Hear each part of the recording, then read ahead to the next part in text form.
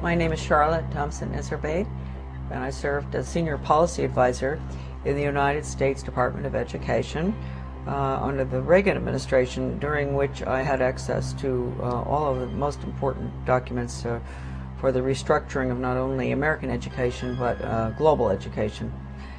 And I'm also the author of The Deliberate Dumbing Down of America, which gets into all of this, gives the background of what I saw not only in the Department of Education but as a local school board member. I was trained to identify the resistors to the sex ed, drug ed, alcohol ed, suicide ed, death ed, those good, smart Americans who realize that anything that has education hanging off the end of it is probably not what they're looking for. I was trained to identify those good people and to go up against them, and actually to go and try to get them to join us through the group process system, make them feel important, get them on a committee. And when that just blew my mind. I have to say, people often ask me, what is it that got you involved in education? Well, finding out what I saw at the local level certainly upset me. When I went and I saw that Americans were being trained to identify resistors, then I got pretty upset. And luckily, there was a big book that came with the in-service training called Innovations in Education, A Change Agent's Guide. And I was able to take that back home with me. Unbelievable examples of how to con the Christians and different people who are upset with what you're trying to do, how to bring them over to your side, case studies, true case studies of educators who had put programs in that normally, in a normal American town, nobody would want them. How did they manage to get them in? How did they con the people? And the other thing was, not only was I trained to identify the resistors, I was trained to go to the important people, high profile, highly thought of people in the community, with the Rotary and Chamber of Commerce, Garden Club, you name it, the different groups in our towns. Go to them and convince them of the importance of these new programs like sex ed, drug ed, I just mentioned all of them, and to get them on your side, because when you can get the leadership in a community to go along with it, then the newspaper comes in and says, a committee's been set up with the head of the Rotary and this and that, and they're all getting behind this task force to discuss whether we're going to have a new sex education program. And then when Mary Jones, who ordinarily would think, why would we want to have a sex education program when we don't have any problems with kids having sex or anything? So she might be concerned. She might be one of the resistors. She reads that her best friend, who's the head of the Garden Club, is on this committee, and she thinks, oh, well, hey, Mary Appleton is on that committee. She's heading it up. It must be okay. So I was taught really how to con the community. They always call everybody by the first name. You have to get very, affectionate with people, and you say, William, I'm so glad you've come to this meeting, and I understand your concerns about this program because, I've had other people. Usually it's the really bright people in the community who have these concerns. And would you like to join our group? The original program was funded by what would subsequently become my office. It was funded by the Office of Research in the U.S. Office of Education, because it was funded early on, about the late 60s. Still funded, by the way. And the money went to the University of Michigan in Ann Arbor to a professor by the name of Ronald Reagan. And he was the one that put together the whole training, the whole seminar, the book. And in the back of the book they admitted it. Right in the back of the book, they had about 100 major change agents listed from all over the country. Some of them I recognize, some I still don't, but some I do. And so this was a very important project. And it was being carried out I'm sure, all over the country, not just where I was. This was in Searsport, Maine, this lovely little town on the coast of Maine, in the school there where the guy came in, the facilitator, not Professor Havelock, but a facilitator, to train us.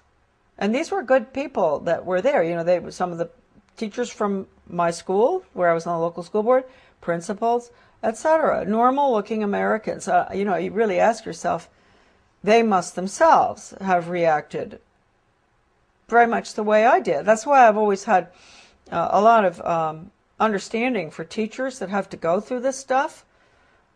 I didn't have to continue going through it.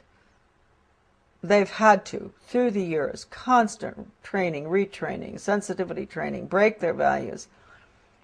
Right, no wrong. You've got to have all religions represented, so, you know, tolerant of everything, and because that's the New World disorder, excuse me. Professor Benjamin Bloom is probably the most important behavioral psychologist ever to live. I mean, maybe not quite as much as Pavlov and Skinner, but he really implemented the system in education in the United States. And he was the author of the Taxonomy of Educational Objectives. And I know that doesn't mean much to us. It means a lot to teachers. They know. All teachers have to go through that, Bloom's Taxonomy. And just to give you an idea of how blatant they are, Benjamin Bloom said the purpose of education, and I often say this to parents, really, listen to this. You think the purpose of education is reading, writing, and arithmetic? The purpose of education is to change the thoughts, actions, and feelings of students. And then he goes on and he says, he defines good teaching, and this is even worse from the parental standpoint, as challenging the student's fixed beliefs. And then, in some of his works that I have, that are in my book, a lot of this stuff is in it. When he says challenge, does he mean challenge or does he mean change? Change their fixed? Yeah, through challenging. It's through challenging.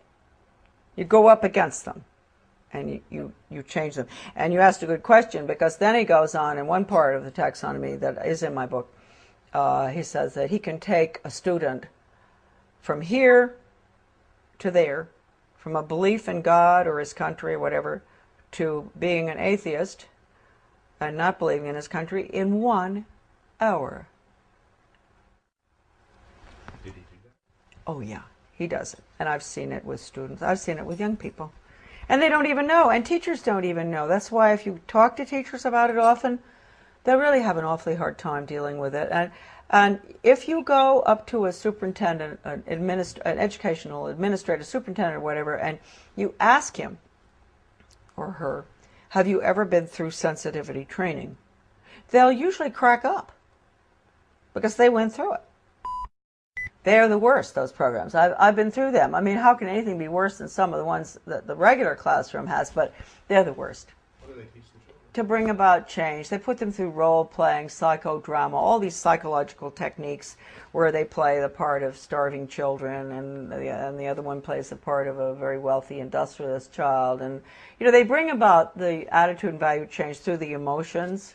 You know how young people are. You know, they're naturally very altruistic, and they want to help, and they don't like to see poverty around the world. And so what they'll do is, just like I think I mentioned to you earlier, or I don't know whether I did, going into the teacher putting in the new social studies program in our community and walking through, taking the little tots through town and identifying big rich people's houses and small poor people's houses.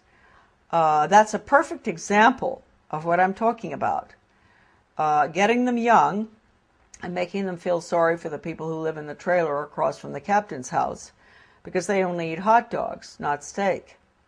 And then they'll do the same thing with Ethiopia or wherever, some third world country, showing them the children dying, and then they'll show pictures of our affluence. And what do you eat for breakfast? Oh, you have eggs and bacon and cereal and orange juice and grapefruit and everything. Yum, yum, yum. Do you really think it's fair? Common unity. That's what we call it, common unity. It is no role for the individual in the community, and for everything that goes on in the Soviet Union or communism is based on the community, the commune.